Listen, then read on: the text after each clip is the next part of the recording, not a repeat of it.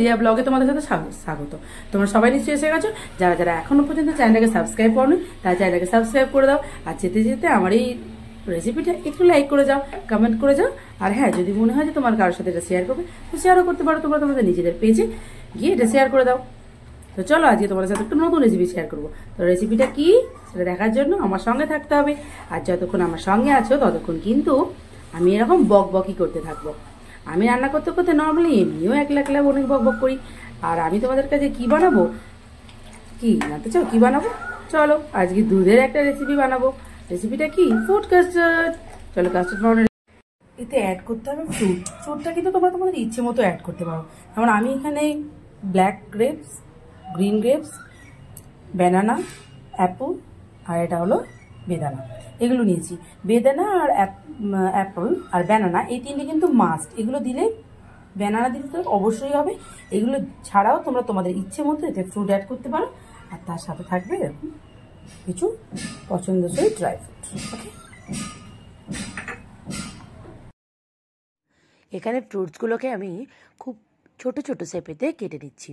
Fruits কাটার উপরও কিন্তু depend করছে রান্নাটা কেমন হবে, মানে খাবারটা দেখতে ঠিক কীরকম হবে। তো চলো আমার ফ্রুট কাটা রেডি। আর এখানে আমার কাস্টার্ডটা অলরেডি ডান হয়ে গেছে। কাস্টার্ড বানানোর প্রসেসটাও দেখাবো। আগে আমি এর ওপরে ফ্রুটগুলোকে অ্যাড করে দিচ্ছি। আর হ্যাঁ, ফ্রুটসগুলো কিন্তু আমরা আগেই বললাম তোমাদের ইচ্ছে মতো। আর তার উপর ড্রাই ফ্রুট, ওটাও কিন্তু তোমরা তোমাদের ইচ্ছে মতো সার্ভ করতে পারো।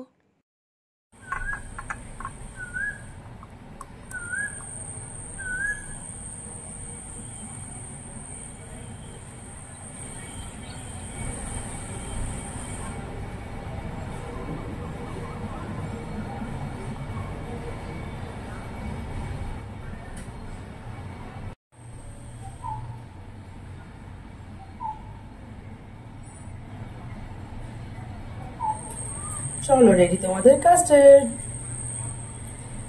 এইভাবে বানাও আর বাড়ির বাচ্চাদের সার্ভ করো, সত্যি খুব ভালো খেতে হবে আর সবাই মন একদম ছুঁয়ে যাবে।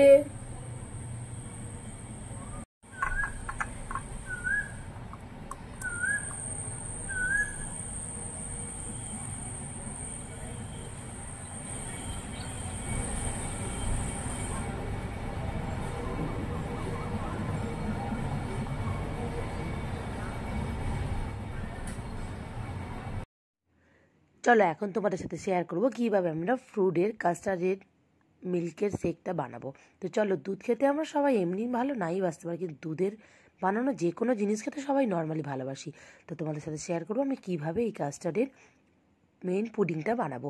তো চলো, আমি এখানে 1 লিটার দুধ নিয়ে নিয়েছি। দুধটা ছিল ফুল ফ্যাটের, মানে ফ্যাটলেস যে প্রোডাক্টের দুধটা আমাদের বাজারে পাওয়া যায় ওটা কিন্তু নেবে না। ফ্যাট থাকলে তবেই কিন্তু দুধটার টেস্টটা আরও অনেক বেশি হবে। তো চলো, আমি 1 লিটার দুধ নিয়ে নিয়েছি। আর সেটা আমি অলরেডি জাল করতে বসিয়ে দিয়েছি। আর তার সাথে দিয়ে দিয়েছি কিছু এলাচ, একটু ফ্লেভারের জন্য। ওটা তোমরা চাইলে স্কিপ করতেই পারো, বাট আমার এলাচের গন্ধটা নর্মালি খুব ভালো লাগে, তাই আমি ওটা অ্যাড করেছি। আর হ্যাঁ, এখানে কিন্তু মিষ্টির জন্য দিতে হবে বেশ কিছুটা চিনি। তো চিনি যেহেতু হেলদি না, তাই জন্য আমি এখানে বাতাসা অ্যাড করেছি। তোমরাও কিন্তু তাই করতেই পারো। চিনির থেকে বাতাসা কিন্তু সত্যিই অনেক হেলদি। ঠিক আছে, তো চলো, আমি এখানে বাতাসা অ্যাড করেছি। আর দুধটা এইভাবে কন্টিনিউয়াসলি নাড়তে হবে আর ফোটাতে হবে। ফোটাতে ফোটাতে দুধটা যখন প্রায় 500 পরিণত হবে, তখন দেখো তোমাদেরকে দেখাচ্ছে একটা কাস্টার্ড পাউডার। এটা তোমরা যে কোনো দোকানে অ্যাভেলেবেল কাস্টার্ড পাউডার বললেই পেয়ে যাবে। এখানে তোমরা একটু প্লেন ঠান্ডা দুধ নিয়ে তাতে কাস্টার্ডের পরিমাণ অনুযায়ী প্রায় 2 চামচের কাছাকাছি মিল্ক পাউডারটা দিতে হবে, মানে কাস্টার্ড পাউডার দিতে হবে। তারপর প্লেন দুধ, ঠান্ডা দুধ কিংবা জল দিয়ে তোমরা এটা ভালো করে গুলিয়ে নেবে। আর যখন দেখবে দুধটা প্রায় 500 পরিণত হয়েছে, বেশ কিছুটা থিকনেস এসে গেছে দুধটার মধ্যে, তখন কিন্তু তোমরা আঁচটা কমিয়ে দিয়ে ওতে কাস্টার্ড পাউডারটা অ্যাড করে দেবে। আর হ্যাঁ, কাস্টার্ড পাউডার দেওয়ার পর কনস্ট্যান্ট কিছুক্ষণ নাড়তে হবে। তোমরা কিন্তু মানে কাস্টার্ড পাউডার দেওয়ার পরেও থিকনেসটা লক্ষ্য করতে পারবে যে কতটা কি থিকনেস হয়েছে। তো চলো, আমি এখানে বক করছি কনস্ট্যান্টলি। আমি কিন্তু এই ভিডিওটা ভয়েসটা লাস্টে দিয়েছি, তাই জন্য এই মিডিলে বকটা তোমরা দেখতে পেলে। তো চলো, এখানে আমার মিল্ক তো প্রায় হয়ে গেছে, এটা অলরেডি ডান। এতে আমি কাস্টার্ড পাউডার এখনও পর্যন্ত অ্যাড করিনি, কাস্টার্ড পাউডার অ্যাড করার আগের ভিডিও ছিল এটা। তো চলো, এইভাবে যখন দুধটা দেখবে অনেকটা থিকনেস হয়ে গেছে, তখন তোমরা কাস্টার্ড পাউডার অ্যাড করে দেবে। আর কাস্টার্ড পাউডার অ্যাড করে দেওয়ার পর দেখবে থিকনেসটা অলরেডি ডান, তখন ওটা ঠান্ডা করে নিয়ে তার মধ্যে ফ্রুটস মিশিয়ে দাও।